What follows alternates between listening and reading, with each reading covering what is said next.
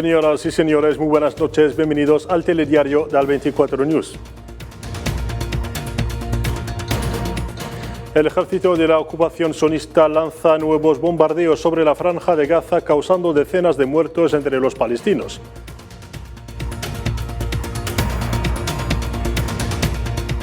Argelia conmemora el 63º aniversario de las explosiones nucleares de Ergan realizadas por el ocupante francés, que aún sigue teniendo impactos negativos en la zona.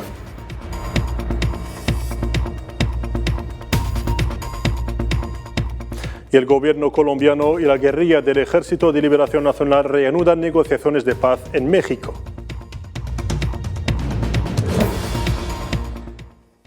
Hola de nuevo. El balance del terremoto de magnitud 7,8 que sacudió hace una semana Turquía y Siria ascendió este lunes a más de 37.000 muertos, y ante las escasas perspectivas de encontrar a supervivientes, los esfuerzos se orientan ahora a ayudar a los cientos de miles de personas que se quedaron sin hogar. El Consejo de Seguridad de la ONU se reunirá a puerta cerrada el lunes para discutir de la situación humanitaria en Siria después del terremoto, en medio de crecientes llamados para abrir nuevos cruces fronterizos para entregar ayuda al noroeste del país.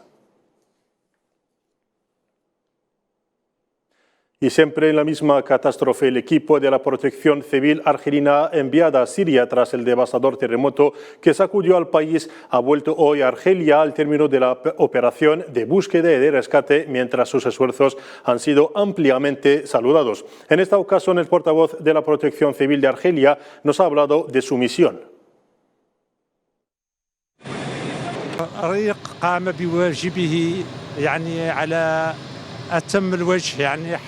Nuestro equipo de rescate hizo su deber con mucho profesionalismo. Les deseo un buen regreso al país. El grupo dejó un buen sentimiento en el pueblo hermano sirio.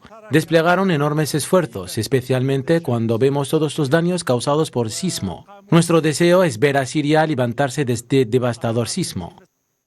Es señalar que acaban de escuchar al embajador de Argelia en Siria. Y al término de su misión, el equipo de la Protección Civil ha sido recibido por el gobernador de la ciudad siria de Alepo, quien ha saludado los esfuerzos desplegados por los miembros del equipo en las operaciones de rescate y les otorgó el escudo de la gobernación.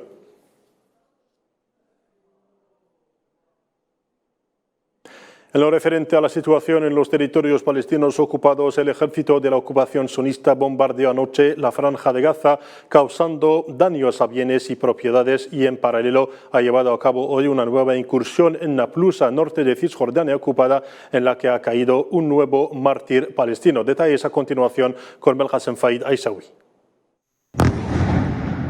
La franja de Gaza, bajo bloqueo desde 2007, ha sido blanco de bombardeos aéreos por el ejército sionista anoche, según han informado los medios de comunicación esta mañana. Aviones de combate sionistas realizaron una serie de incursiones contra lugares de la franja de Gaza, causando daños a sitios específicos, así como a casas y propiedades.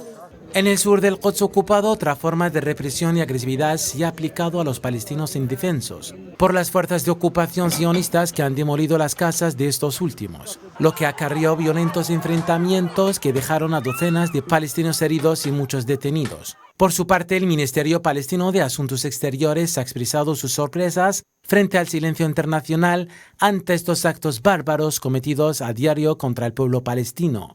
Expresamos nuestra gran sorpresa por el silencio de la comunidad internacional ante las operaciones de expansión de colonialismo sionista, que amenazan con hacer estallar el conflicto y obstaculizar la aplicación del principio de la solución con dos estados. La escalada del conflicto entre palestinos y sionistas ha costado la vida a más de 50 palestinos desde principios del año. Y la brutalidad de la ocupación sionista no se detiene. El joven palestino de 22 años, Amir Bastami, ha fallecido hoy por las balas de las fuerzas de la ocupación sionistas en una violenta incursión esta madrugada en la ciudad de Naplusa. La muerte del joven Bastami asciende a 48 el número de los mártires palestinos asesinados por la ocupación sionista en lo que va de año.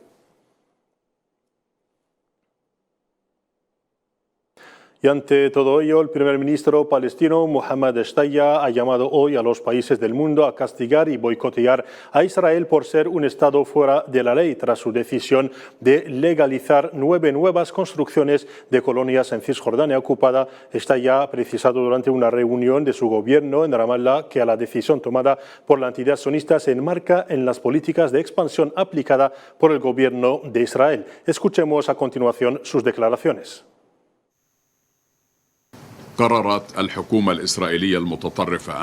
El gobierno extremista de Israel decidió ayer, bajo el denominado Plan de Legitimización de los Asentamientos, ampliar sus colonias en un primer paso. Esta decisión se enmarca en las medidas de expansión que aplica este gobierno y nosotros decimos que todas las colonias son ilegítimas e ilegales. Ha llegado el tiempo para el mundo de castigar a Israel por desafiar las resoluciones de la ONU y la política de Estados Unidos y de Europa que denuncia a las colonias y llama a su cese. Y por ello llamamos a castigar a Israel, boicotearlo y considerarlo como un Estado fuera de la ley.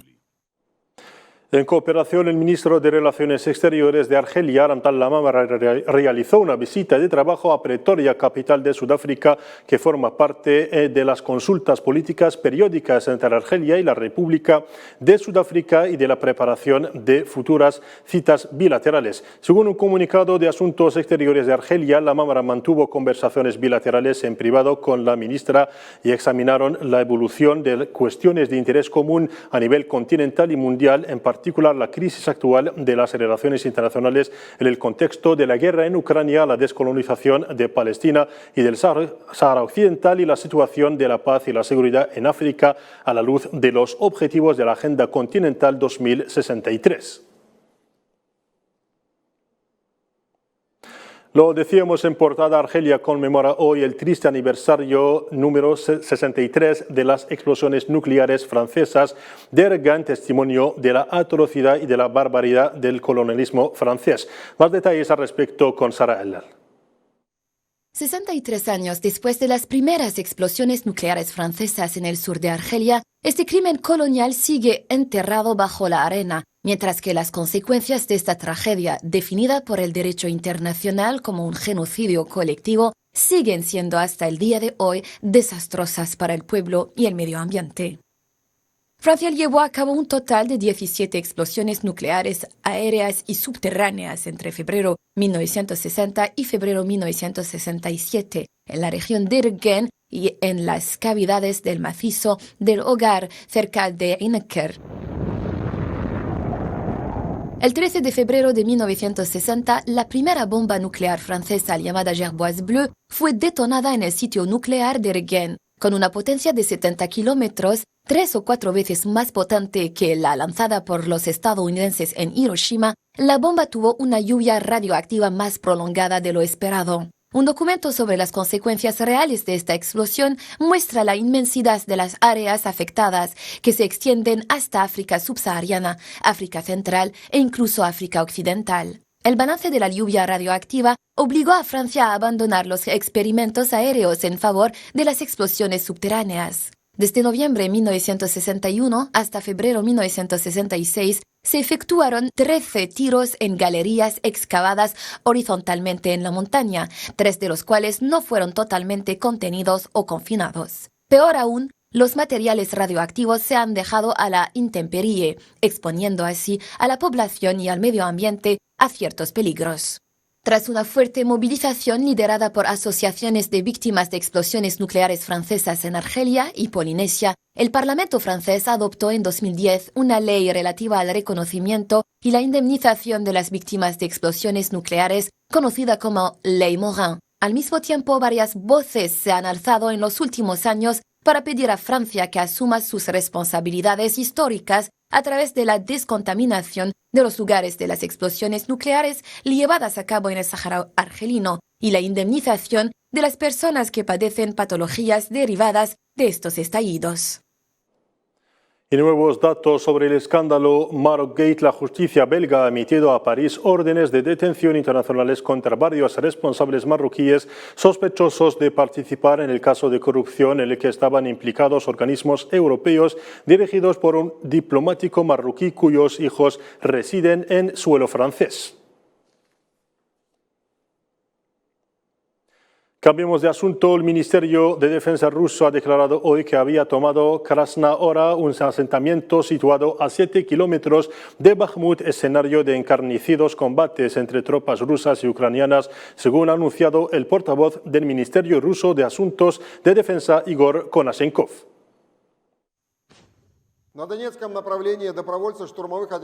En el eje de Donetsk, los voluntarios del destacamento de asalto, con el apoyo de los cohetes y artillería de las tropas del sur, liberaron el asentamiento de Krasna-Hora de la República Popular de Donetsk. Las pérdidas enemigas por día ascendieron a más de 150 soldados ucranianos, 4 vehículos blindados de combate, 6 camionetas y 2 obuses de 30.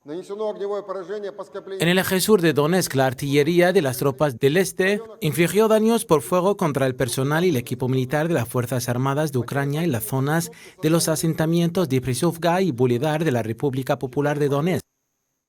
Lo decíamos también en portada. En México, el gobierno colombiano y la guerrilla del Ejército de Liberación Nacional inician este lunes una segunda ronda de negociaciones de paz en la capital mexicana, durante la cual será examinado un cese el fuego que constituye la principal piedra angular de las consultas. Ambas partes en conflicto esperan mucho de esta nueva ronda de discusiones. Escuchemos al respecto sus declaraciones. Este segundo ciclo de conversaciones acordará la agenda definitiva de negociaciones, diseñará la más amplia participación de la sociedad en el proceso de paz y se ocupará de los preparativos para acordar un cese del fuego bilateral, temporal y nacional. Porque lo que un gobierno acuerda para alcanzar la paz es un acuerdo de Estado. En este sentido, este gobierno hace realidad el principio de que los pactos son para cumplirlos.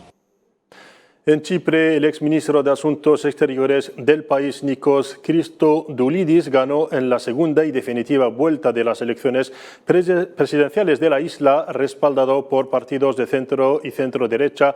El exministro de Exteriores se impuso al ex diplomático Andreas Mavroyiannis con un 51,9% de los votos frente al 48,1% del izquierdista.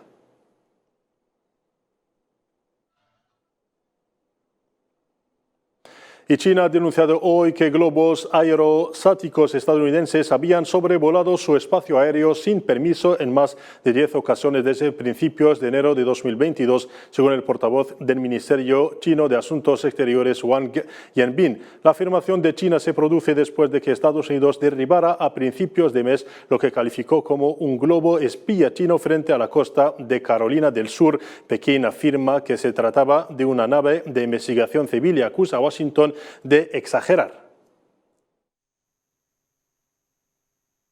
La intrusión ilegal de globos estadounidenses en el espacio aéreo de otros países también es habitual. Solo desde el año pasado los globos estadounidenses de gran altitud entraron ilegalmente en el espacio aéreo chino, más de 10 veces sin la aprobación de las autoridades chinas competentes. Lo primero que debería hacer Estados Unidos es reflexionar en lugar de difamar y acusar a China. Y hasta aquí llegamos al fin de nuestro telediario. Gracias por su atención. Les recordamos que podrán seguir más informaciones en nuestras diferentes redes sociales. Adiós, muy buenas noches.